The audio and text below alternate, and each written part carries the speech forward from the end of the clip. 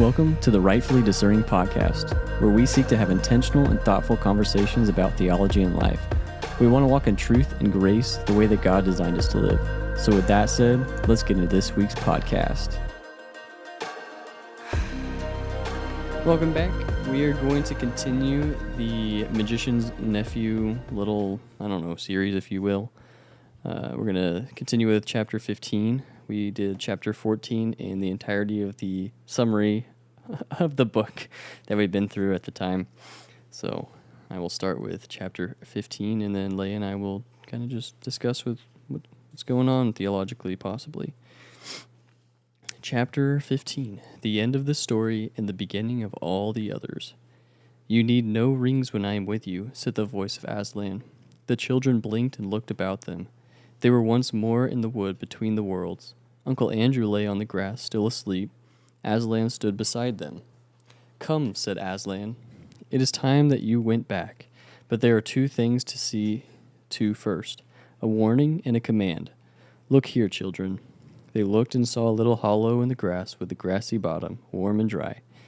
When you were here last, said Aslan, that hollow was a pool, and when you jumped into it, you came to the world where a dying sun shone over the ruins of Charn.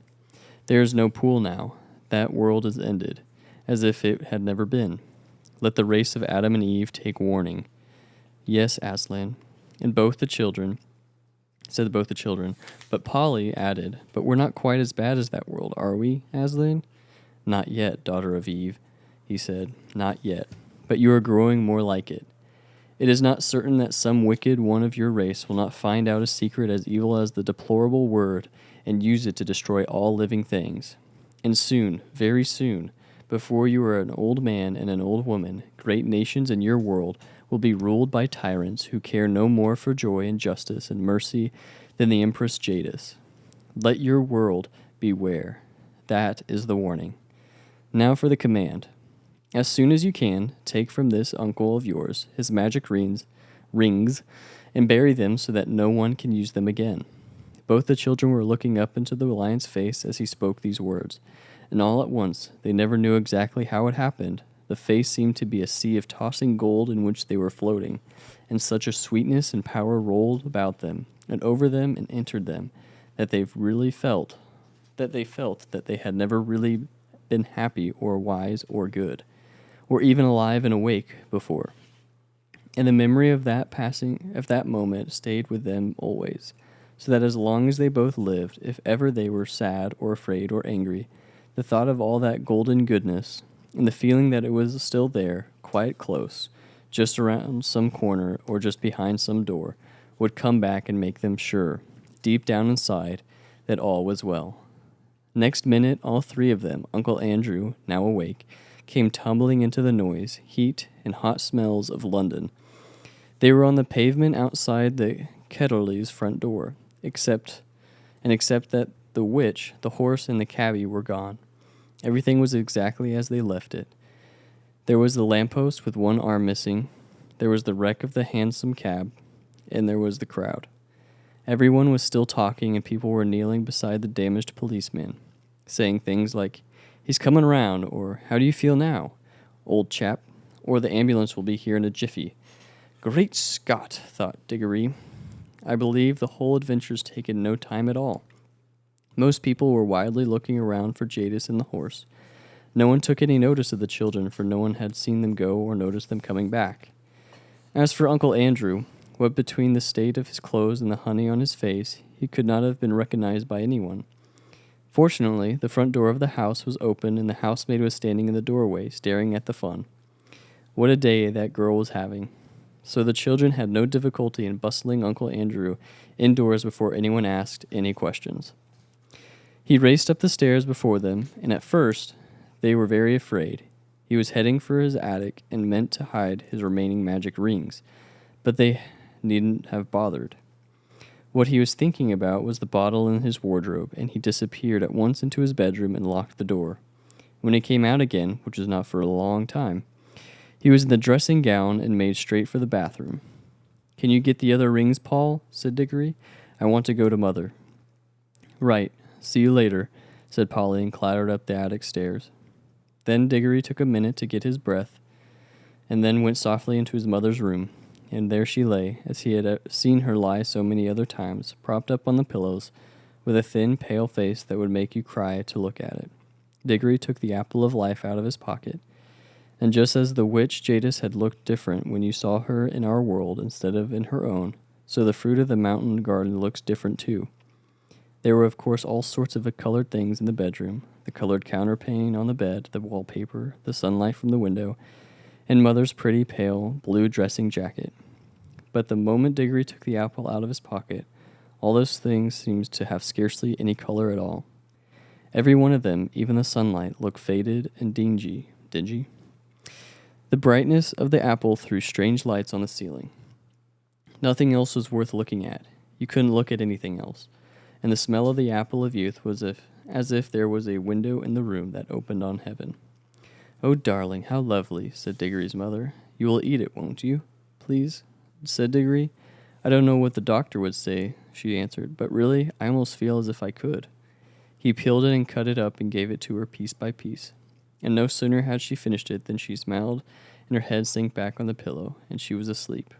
A real, natural, gentle sleep, without any of those nasty drugs, which was, as Diggory knew, the thing in the whole world that she wanted most.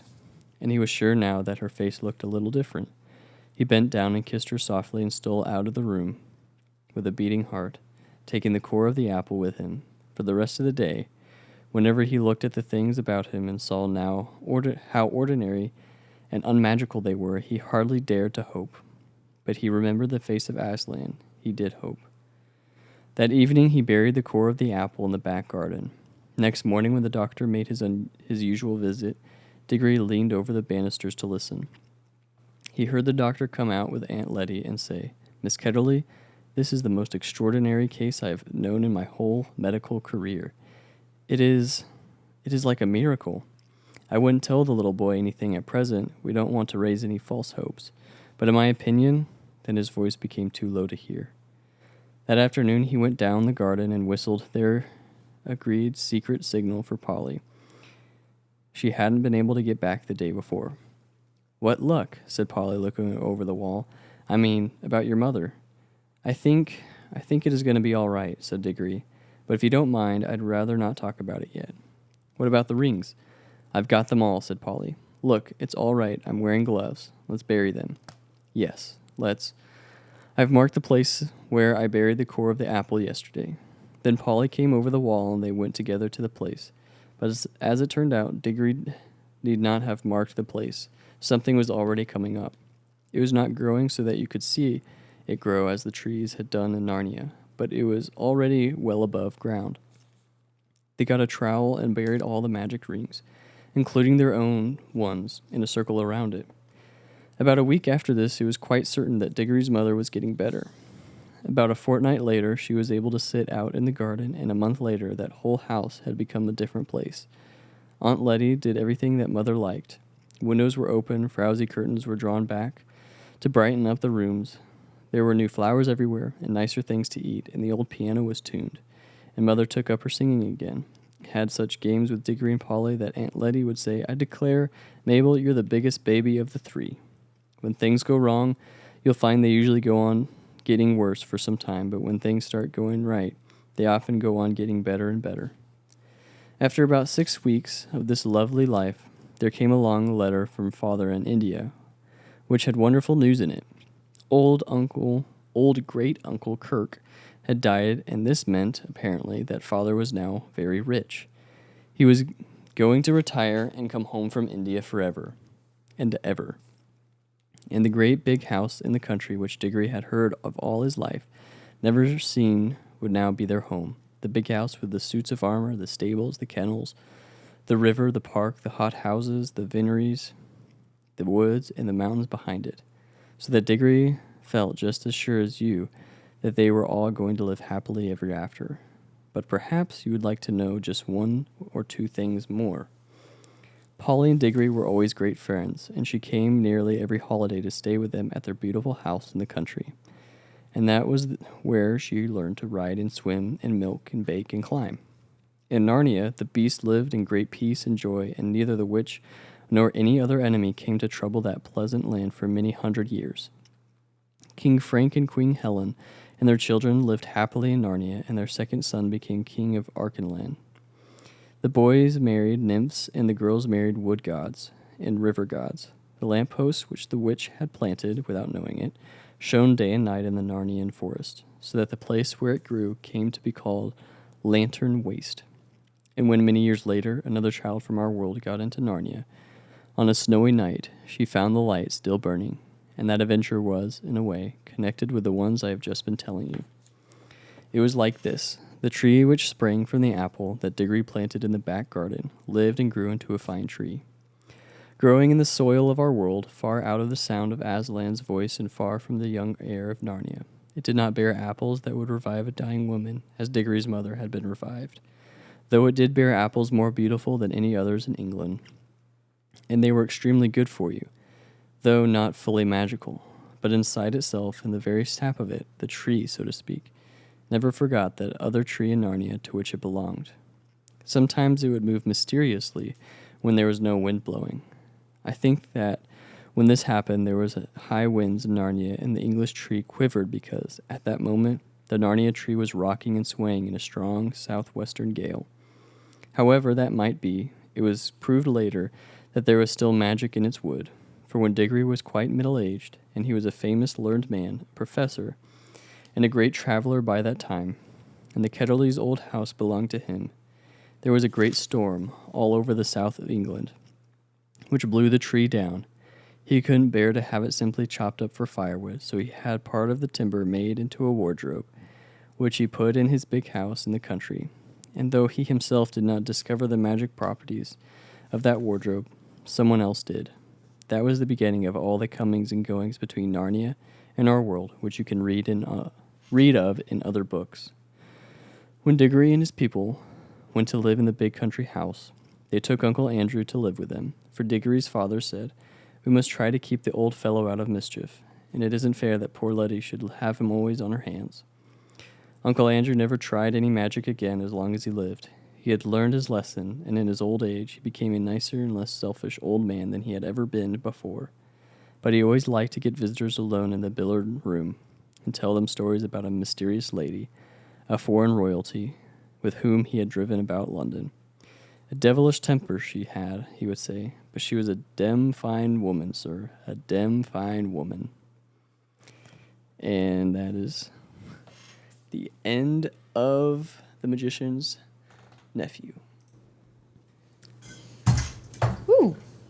And then he poured water all over it. I sure did. And because we don't have to read it ever again. You're over it? You No. hated it that much, eh? Mm-mm. I read it once in, I think, junior high when I first got it. But because that's so cold. Sorry. That's so cold. I didn't want it messing up your desk. Yeah, that's fine. Yeah, I read the first one, and I don't remember any of it. So I read The Magician's Nephew in, junior high, and I don't remember any of it. And I didn't read the rest of them because they made movies, and I have a weird thing about when they make movies. It's hard for me to read the books because then I imagine the movie.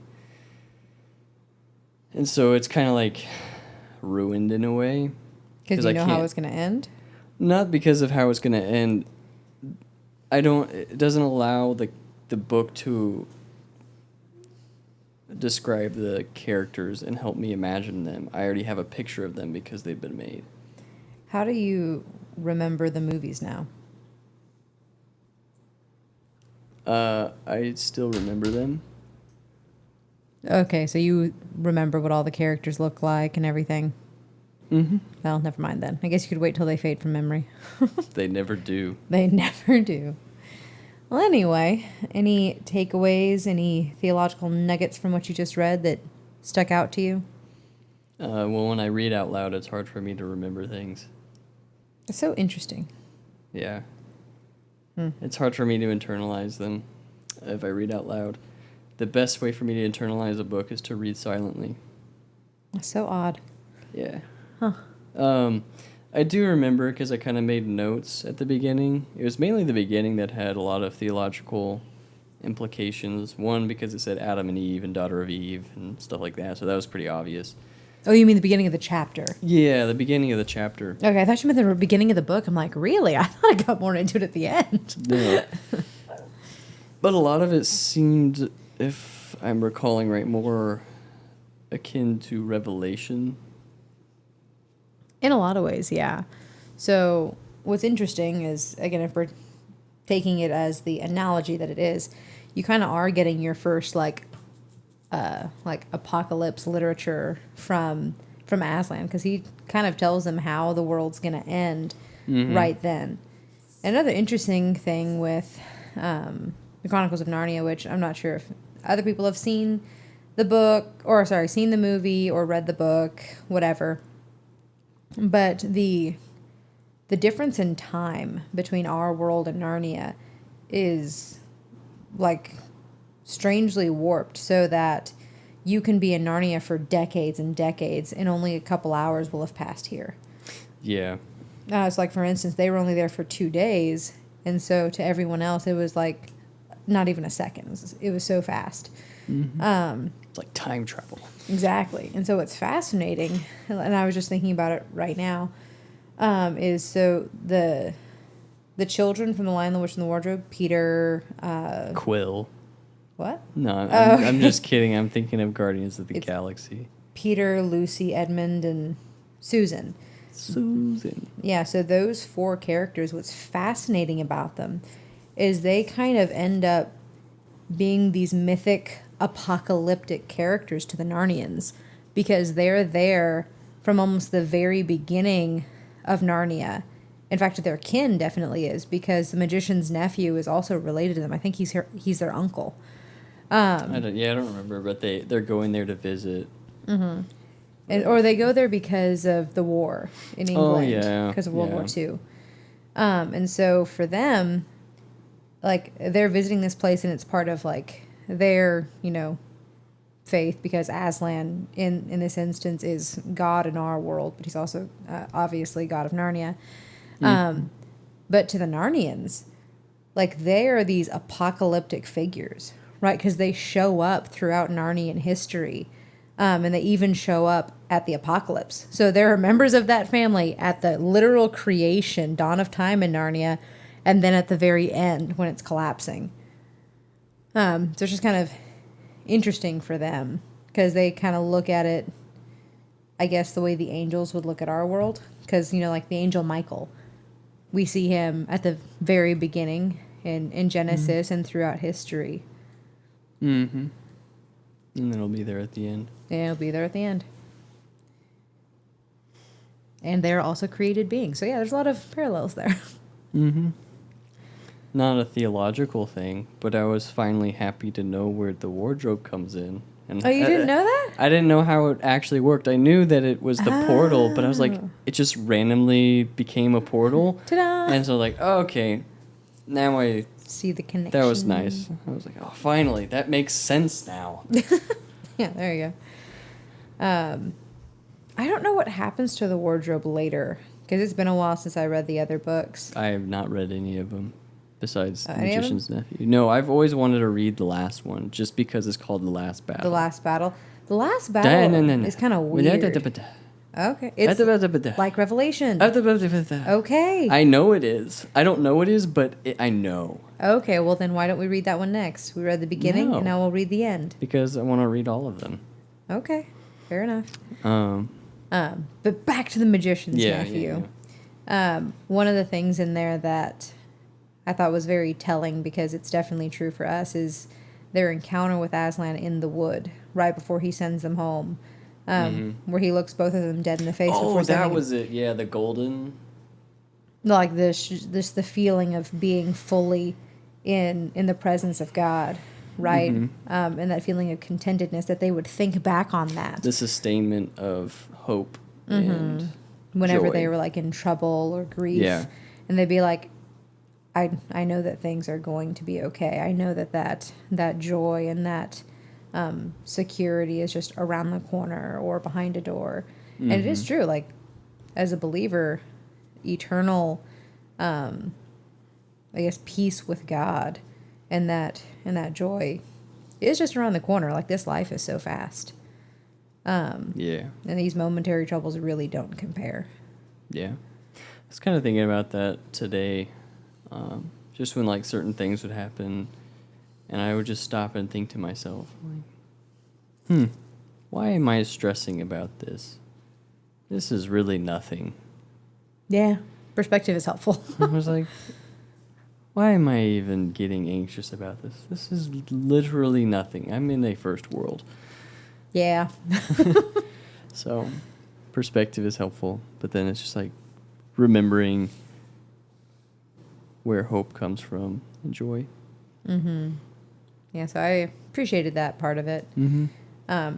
Interesting tidbit, not really theological, but whenever Aslan was talking to the children about one day someone in your world may discover something as powerful and terrible as what they discovered in Charn. I wonder if that was kind of like a side reference to the atomic bomb. Because World War II does happen during the series.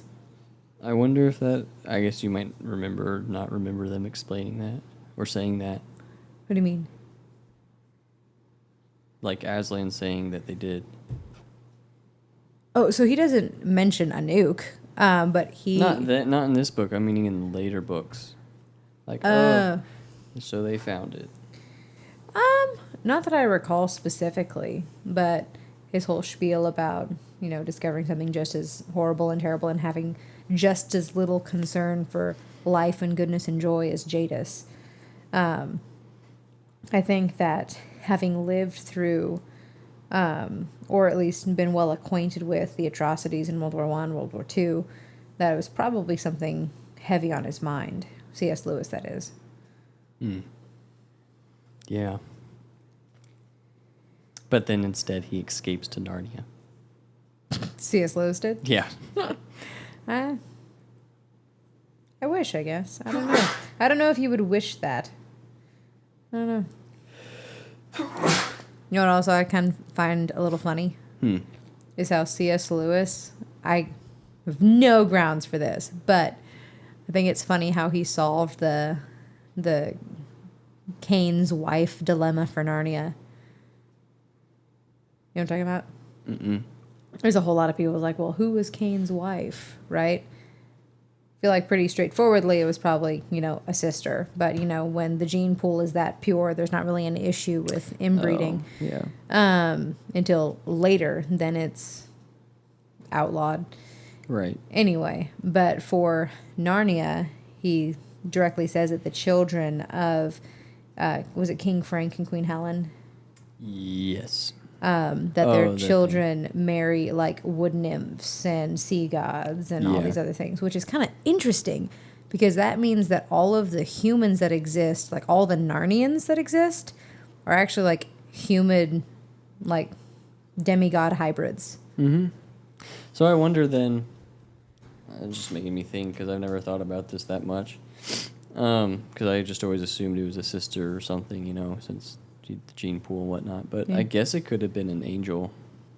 Could have been. Because you have those later on where they come down and, what are they called? The Nephilim. Yeah, the Nephilim. So maybe it's something like that. It could be. But we don't know. Yeah, we don't know. But I know there are some people who theorize that, if Genesis is not being taken literally in terms of creation, that he could have intermarried with like Neanderthals or, some other humanid type creature. Interesting. Yeah. So that's the thought is. If you take an evolutionary approach. Which I actually heard a debate with, I think it was William Lane Craig. I could be misquoting that though, but essentially if you take a millions of years approach and an evolutionary approach to Genesis, where God breathing life into Adam and Eve, whatever, is actually him just making them a living soul, that prior to this they were just products of the environment, right? That God was simply directing evolution because evolution also doesn't have a mechanism for the start of life. We don't know why dead things all of a sudden self-organize with information and then start self-replicating. Right. We don't know why they do that. Not actually. Anyone who tells you they know why they do that, not just how they do that, is lying to you. Because that's, like, we don't have a mechanism for it. And so the idea is that humans did evolve into close to what they are today, and God breathed life into them, quote unquote, in just making them a living soul. It kind of makes a weird situation where you would have some members of a species that are, you know, human beings with moral value and a soul, and those who are essentially philosophical zombies. Well, I guess the solution there is when you get to Noah, and then you have the flood. Well, yeah, I mean, that's how you deal with it after the fact, but what do you do with that before that fact? So you would have to breed with, you know, a creature that had a soul in order to have offspring that have souls? I don't know. I don't particularly think that holds a lot of weight. Oh, I don't either. I was just listening to the debate one day, and I'm like, this is an interesting way of thinking about it. Interesting, but I don't think it's very aligned with how Scripture is stated. No. There's not, again, you are never going to find evidence in Scripture that that is what happened. Well, I'm not saying that, but like, even, I guess I'm just taking it as a literal, but even if you don't, it's hard to get past where, you know, man came from dust. Like, God made, like, formed him out of the dust of the earth. Yeah, so I guess what they're saying is they make him out of God makes man, but then he lets millions of years go by before he breathes into him, is what they're claiming. So the claim is that God made creation, right? And then creates life on earth and allows it to follow evolutionary processes. And then whenever the species that gets to mankind is mature, he breathes life into them and puts them in a garden. The problem is you then have to deal with the whole taking, you know, a rib out of Adam to make Eve. Yeah. But I guess they're not taking a literal approach, which I don't know what the allegorical approach of that would be. Well, people who take that view claim that, and this one I believe is Dr. William Lane Craig, where he says it is true myth, right? Meaning that the story is intended to make you understand true things about God and his interactions with mankind and his intentions toward mankind, right? So you can't say that Eve is a separate creature from Adam, right? If she is literally made out of the same stuff that he is. And so that's kind of giving you an understanding of how God sees mankind, male and female made in his image. And then God making everything out of the dust of the earth. And then God intentionally giving mankind personhood and agency.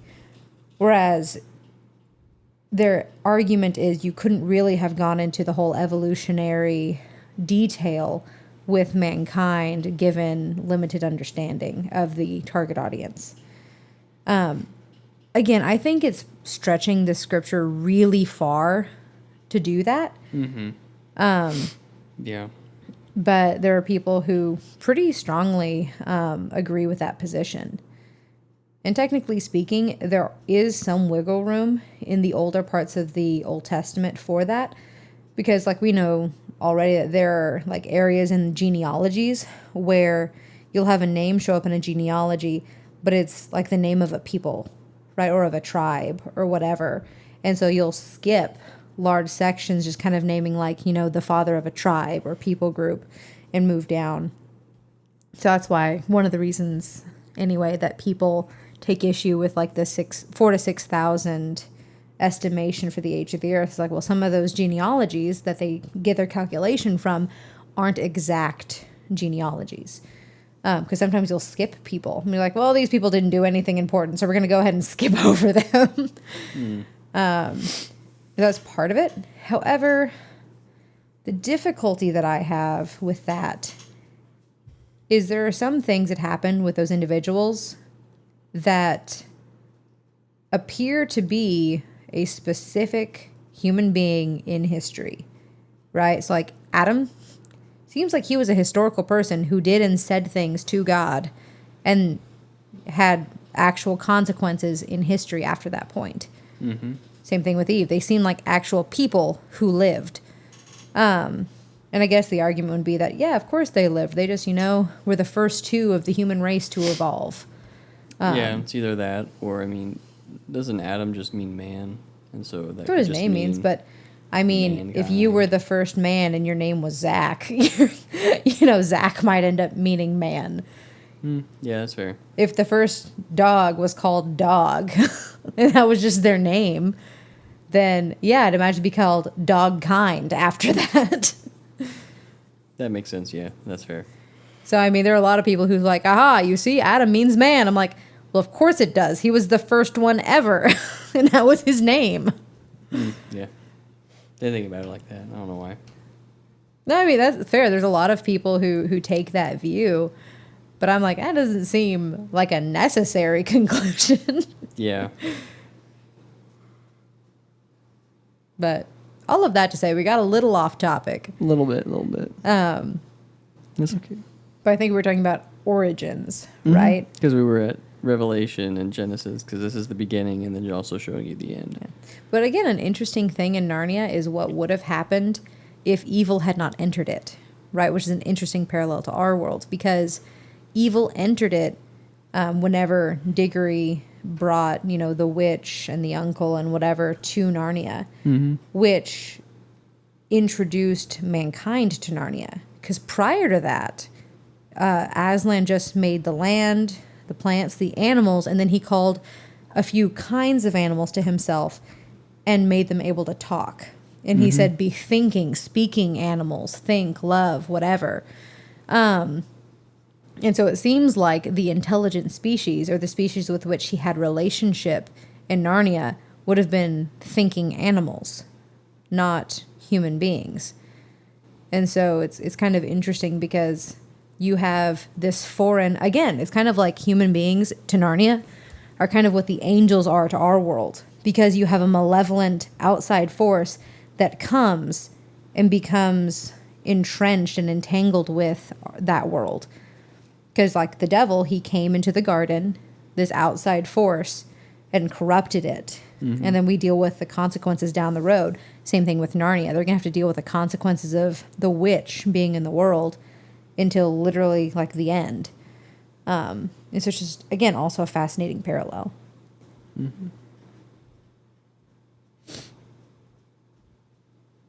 Thoughts? I'm processing, I'm thinking.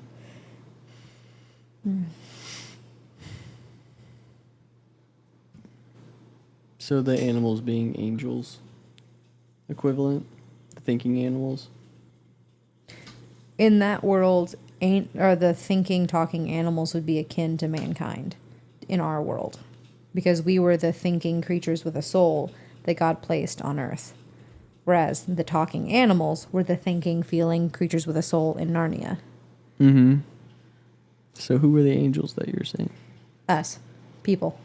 Because remember earlier, again, I can't claim that this was in any way C.S. Lewis's intention, but I'm just saying it's just an interesting thing with like the kids from The Lion, Witch, the Wardrobe, because they show up throughout history. They show up as kind of like apocalyptic figures, kind of like the angels do, like Michael, whatever. And then in the beginning, it's kind of also like the devil showing up, which is also an angel showing up, because it introduces evil into the young world that was just created. And then what's even further than that is she sneaks into the garden where Diggory gets the fruit. And so, again, even further of a parallel. Yeah. That makes sense now. Gotcha. It's a cool first book. It is. I was asleep for half of it, I know you were. I'd be like, let's read. And you'd be like...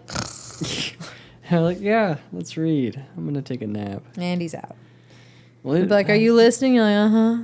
To be fair, it was always late at night. It wasn't that late. Most of the time. And then you just keep reading. But it was good, because I got most of it. I think there was just some snippets I wouldn't get. But most of the time, I'd be laying there as you read, and imagining it. And so then eventually my eyes would close because I'd be imagining it. And then I'd eventually fall asleep. There you go. Uh-huh. You're like, I'm just resting my eyes. It's a real dad move. Oh, yeah. I'm getting prepared. There you go. I'm excited to go through the rest of them because I've had those books for so long and not read them.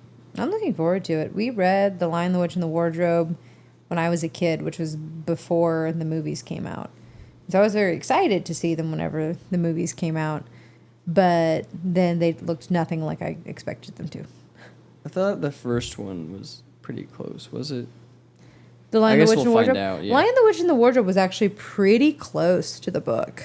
Prince Caspian. It goes off the rails a little bit. And then I heard the Dawn Not Treader even was close. It was just, and then they didn't make another one. It was all wackadoodle from there. Like, you got the ship's name correct, you've got a few of the characters correct, but other than that, it's just weird. Like the whole like darkness invading thing. I never watched it. Like, not I even stopped in there. at Prince Caspian. Yeah, not even in there. So I'm Because not I was sure super what they sad were doing. that the older people wouldn't get to go back to Narnia because they were too old. Some of them do. Hey, spoiler alert. No, I mean, I thought that was a whole thing. Like after they left, they would not be able to come back. there's one of them that she kind of does what Uncle Andrew does. Spoiler. We'll get to it. There are two of each, male and female. You don't know who I'm talking about? We'll get to it. Anyway. We'll get to it. Wow. One book at a time. One book at a time. You don't know what these people have heard or not heard, and I haven't heard, so I don't want to know. All right, fine. Gosh. I've already said too much. I've already said too much. So yeah, it'll be fun. Get through these books. They're good. Again, obviously none of it's supposed to be taken as a perfect analogy. No, these are just stories. And then, because C.S. Lewis is kind of a genius, he just overlays it with theology. Well, again, what's really funny is that people take it a similar way as people tried to take Genesis, right? Where it is just a story. There are obviously some errors. It's not all theologically perfectly coherent, but it's supposed to tell you, like, the big points, the big important theological ideas. So, like, in this case, like Aslan's sovereignty, right? How he's completely immune from evil and also the complete antithesis to evil. And he rules it. And also that he is aware of all of these things happening. He's already planned for them. So, like, whenever he talks about evil entering the world, he says, like, I already have a plan to deal with it, and I will take the weight of it on myself. And so it kind of shows you, like, God's compassion and his love for his creation, and his fairness, his justice, but also his mercy and his love. Because how he treats Diggory, right?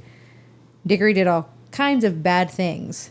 And Aslan does make him own up to it. He makes him confess those things in front of all the talking animals who know what he has done is wrong. But he also has compassion on his mother and is aware of all of this, obviously, at the time. Which is another cool thing, is like, regardless of where he is or when he is, God is completely omnipotent and sovereign. Be a fun topic to cover later, because I had recently talked to a friend whose brother does not believe that God knows the future. What? He believes that he can prophesy and then makes those things happen, but he doesn't believe that God lives and can be in the future and know the future. It's a very weird nuance, and I forget, like, we briefly talked about it, and we're gonna do like some Zoom call and get up all together, because I was like, what the heck? He used to be a Calvinist, this guy. Oh, so boy. he was like, Already wackadoodle. and so now what he is in No offense to the Calvinist people. is called open theism. Oh, yeah. I have not known much about this. So anyway, it'll be fun to talk about, because I'm going to kind of study a little bit. How do you get to that conclusion? Anyway, it's a side It note. kind of just, it depends on how you view the future. Because there are people who their view is the future does not exist yet. It just does not exist. We have all of eternity past up until now, and it's being written, kind of like, the recording on your screen, right? You can see everything past, everything that's passing right now, but the stuff in the future doesn't exist because it hasn't happened yet. And so the idea is that God is basically a master anticipator, right? And so he can say with basically 99.99999% certainty that some things will happen based on predictions of behavior. And then he can say with 100% certainty things will happen because he is going to do them. But they think that technically, again, big ol' technically, God does not know the future because it does not exist, right? Yeah. I don't agree. Oh, I don't either. It's just an interesting... I was like, how do you come to that conclusion? I think it's just one of those whiplashes because he was in too deep on Calvinism. Super deterministic, like all of history's laid out. And so it's not a backlash, but it's a... Reactionary to go... not, I guess, completely, but pretty far to the other side. Pretty far to the other side to then... Where not only does God not predestine people to do X, Y, or Z, but he doesn't even know for sure what's going to happen. Right. So I'm interested to have that talk because I think my friend who was talking to me about it and whose brother is going to be on it, and then one of his other friends who I knew in college, he's also my friend, he's a Calvinist. So it'll be fun to see those two, and I'll be just like, oh, hey, now guy. I know who this is. Okay. It's like, hi, guys, how about you two both agree, and it's a yes. Good luck with that. It's like, it's a both and. Yeah, I think people will take way too staunch of stances on that. There's a lot that we don't know. Or we can't comprehend because we are a timed being. Yeah, like we don't even really know what time is. Not really. We think we sense it passing because we remember the past and we anticipate things that hurt in the future. But those designations, we essentially make up. People like to say things like gender and whatever, a social construct. Time is a social construct in a lot of ways. Like, yes, stuff happens, like the sun rises, sets, blah, blah, blah. But we essentially, we measure something and we don't know what it is. It's kind of like gravity. Like we measure it, we can describe it, but we don't really know what it is. We theorize about what it is, but we don't really know. And so with God, there's a lot of things that we don't know about him as well. Like we know the important things that we need to know regarding how he relates to us, but what he was, doing prior to creation, did he also experience time? Does he experience time now in the same way that we do when he's in it? Like you'd imagine that Jesus did, right? He lived here, and he submitted to that constraint, but we don't even know what eternity looks like in terms of time, if time is even a thing, or we just exist in the presence of God, just doing things and living life with God there. Right. We don't know. And so it seems like constant day. Oh yeah, it says that it will never be night in the New Jerusalem, right? That God himself will illuminate it. Which I know this is really weird. Makes me sad. Why? Just because I like sleeping. But I guess in that sense, I won't need to sleep. Well, also, I don't think there's a reason why we couldn't sleep. Blackout curtains. I guess. Well, you'll have a new body, right? Yeah. And again, we also don't know what that entails. Or is it going to be a body that, never gets tired? It obviously will be one that never deteriorates. But I feel like rest is such an important thing. God even chose to rest after creation. It wasn't because he was tired or because he needed sleep. Seems like rest has more to do with your spiritual state than with your physical state. And being able to rest in the presence of God, especially in eternity, I don't see why that would cease to be an important thing for us. Yeah. Yeah. I don't know. It'll be interesting, but it's just always something that when I come across, I'm like, oh, no nighttime, no sleep. I know we don't necessarily know. We're like, oh, I like sleeping.